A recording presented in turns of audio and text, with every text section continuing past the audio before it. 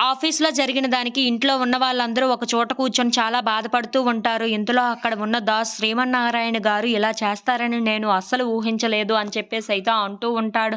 ఆ మాటలు వినగానే అక్కడ ఉన్న కార్తీక్ మాత్రం ఇప్పుడు అవన్నీ ఎందుకు, ఇప్పుడు ఏం చెయ్యాలో అది ఆలోచించాలి అని చెప్పేసైతే అంటూ ఉంటాడు. ఇంతలో అక్కడ ఉన్న స్వప్న మాత్రం లేదన్నయ్య, అదంతా నిలబెట్టింది నువ్వు. కానీ ఇప్పుడు క్రెడిట్ అంతా వాళ్ళు తీసుకుంటున్నారు అని చెప్పేసైతే అంటూ ఉంటుంది. ఇంతలో అక్కడ ఉన్న కార్తీక్ మాత్రం అవన్నీ ఇప్పుడెందుకు, ఇది ముగింపు కాదు కదా! ఆరంభం మాత్రమే కదా! అని చెప్పేసైతే అంటూ ఉంటాడు. ఇంతలో అక్కడ ఉన్న దీప మీరన్నట్టుగే ఇది ముగింపు కాదండి. ఇది ఆరంభం మాత్రమే. అందుకే మీరు ఏదో ఒకటి ఆలోచించి ఏం చేయాలో ఆలోచించండి.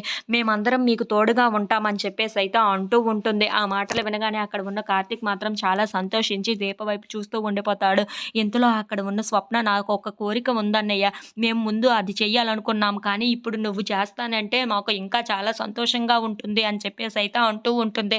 ఇంతలో అక్కడ ఉన్న స్వప్న నేను చెప్పడం కాదు, మా ఆయన చెప్తారు అని చెప్పేసైతే అటువైపు చూసి వాళ్ళ ఆయన్ని చెప్పమంటూ ఉంటుంది. ఇంతలో అక్కడ ఉన్న కార్తీక్ నీ మీద ఈ ఒక్కసారి ఏదో గసిరానని మళ్ళీ నువ్వు చెప్పకుండా ఉండడం ఏంటి, నువ్వే చెప్పు అని చెప్పేసైతే స్వప్నని అంటూ ఉంటాడు. ఆ మాటలు వినగానే అక్కడ ఉన్న స్వప్న అయితే మేము నీ హెల్ప్ తీసుకొని ఒక ఫుడ్ కోర్ట్ పెట్టాలనుకున్నాము.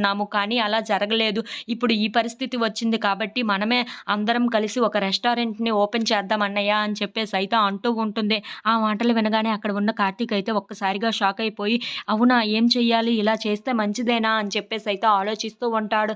ఇంతలో ఇంట్లో ఉన్న వాళ్ళందరూ అయితే అవును, అది చేయడమే కరెక్ట్ అని చెప్పేసైతే కార్తీక్ చెప్తూ ఉంటారు. If you like this video please like, share and subscribe.